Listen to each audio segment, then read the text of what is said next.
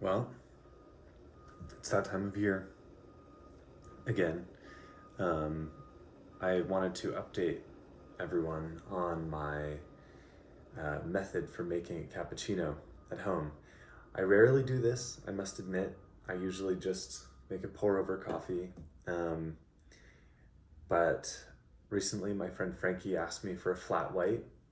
So I got out all the equipment and I was like, oh yeah, this is fun. And I have some new updates to share about how the process will go. So the first new update is that we're grinding coffee and we're using good coffee, or at least decent coffee. So we're using a scale. I'm weighing out 18 grams, roughly. You know, the Moka pot is not an exact science, so it doesn't have to be like exactly 18 grams. It's just if, you know, if it comes close, it'll be good. So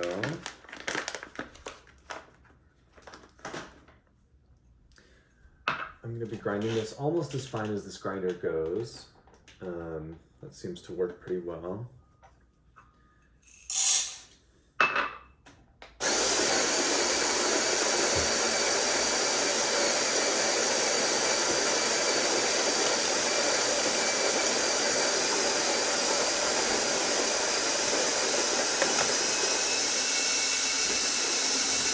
The grinder needs encouragement.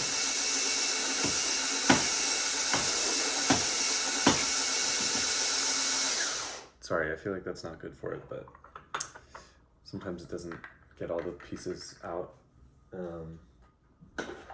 Okay, so this is gonna look very familiar from previous videos. And I'm telling you, I really don't use the Moka pot as much anymore, but sometimes I do when I want a little treat. And we're gonna just do the same process here. You know, in the intervening 4 years since I last made a version of this video, I have basically spent most of that time working as a barista. So I've picked up a couple things. Not that I've ever had to do, you know, a Moka pot at work, but just some understanding about how coffee is extracted and, you know, what flavors work best and all that. How to steam milk. It's so funny. Last time we spoke about this, I didn't really know anything and I was just winging it, and now I have many hours of experience. I don't know why I chose hours as the metric to use.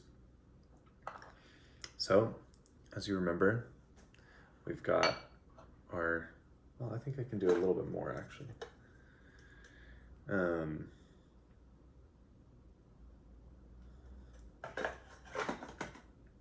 I won't bore you with the summary this time, but this is our basket full of coffee. Yum. And I'm gonna do hot water in here. This is boiling water. We're gonna just do, I'm gonna do a little less than I would if I was just having black coffee. Since we're adding milk, I'm gonna try to keep the shot a little smaller and a little stronger, hopefully.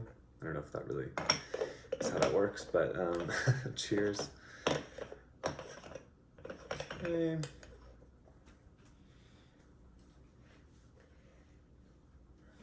So,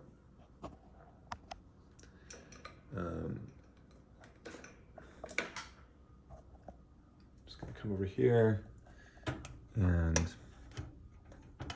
do that. I'm gonna use a very, whoops, wrong burner. Oh shit. The heat I'm gonna use, since I last I think, did a video, like, I experimented with using like super low heat and letting it brew for like 10 minutes. I don't think that's necessary for today's coffee. It's like a kind of a medium roast. It's not really, I'm not trying to like be gentle with any like delicate flavors or anything. It's pretty like run-of-the-mill espresso, nutty, chocolatey vibes. So that'll be fine. Let's set up again here. Yeah, so while that's going, oh my God, this video is gonna be so long. Okay, while that's going, we have a few things to do. So, I'll have this little cup to just collect the espresso, and might as well preheat it, actually. There's gonna be a lot of preheating. That's one thing I've learned. So, I'll leave that there. And then I'm also going to preheat everything else that we're using. Of course, this is my mug that I made.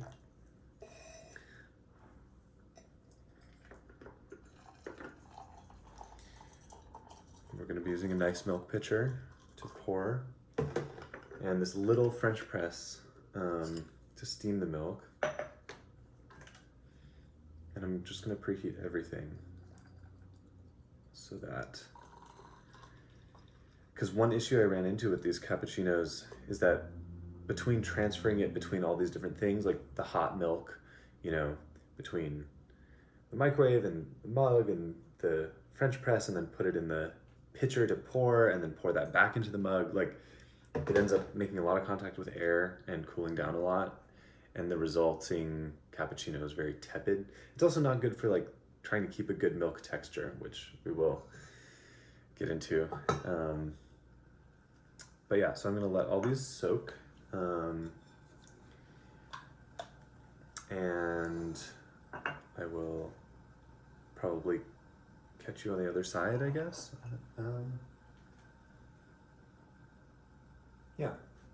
Yeah, that's just what I'll do. Great, we've reached the end of the brew. So, very exciting. Let me just empty our preheated cup, and I'll just pour this in here. So this is our quote-unquote espresso. Now, I feel like from my time working in coffee shops,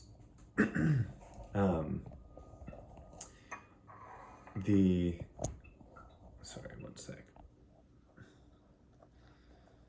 Positioning it where we had it before.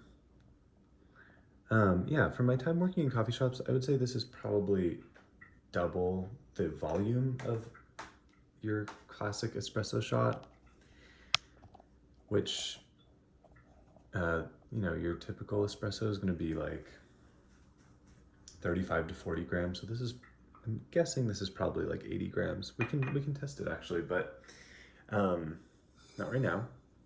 So one thing I'm going to do now that we have the espresso is I'm going to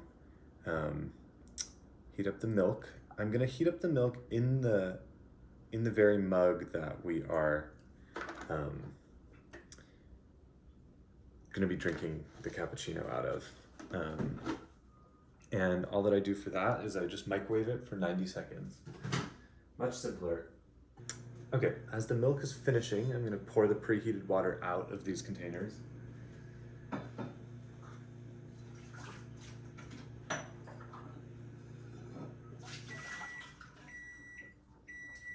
And there it is. So, here's the plan. And this has to be executed quickly.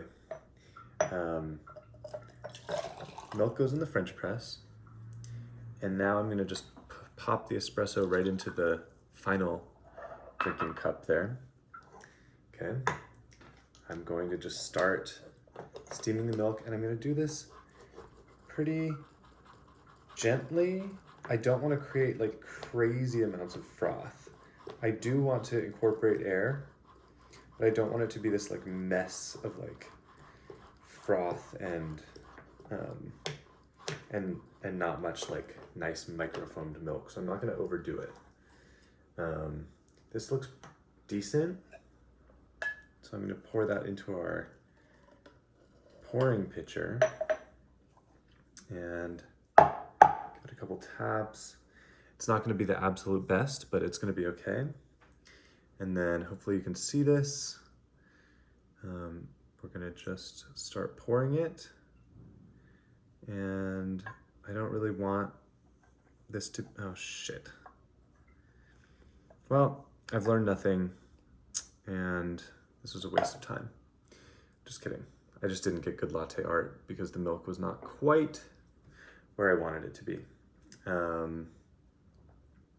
However, you can't deny that that looks amazing. So that's sort of the best we can do. And life goes on, doesn't it?